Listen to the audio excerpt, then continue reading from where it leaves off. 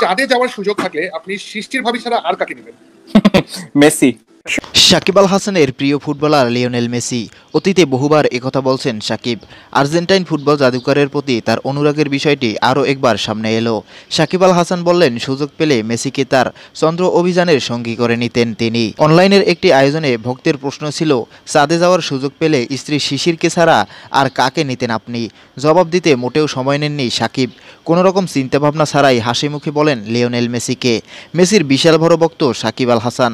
মেসিকে পছন্দ করেন বলেই ফুটবলে আর্জেন্টিনাকে সাপোর্ট করেন তিনি। শুধু তাই নয়, একই কারণে বার্সেলোনাকেও সমর্থন করেন এই বাঁহাতি ক্রিকেটার।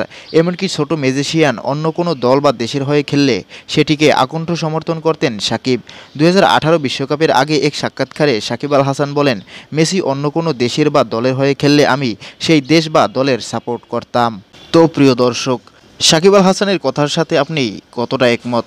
কমেন্ট করে জানিয়ে দিন আমাদের কমেন্ট বক্সে।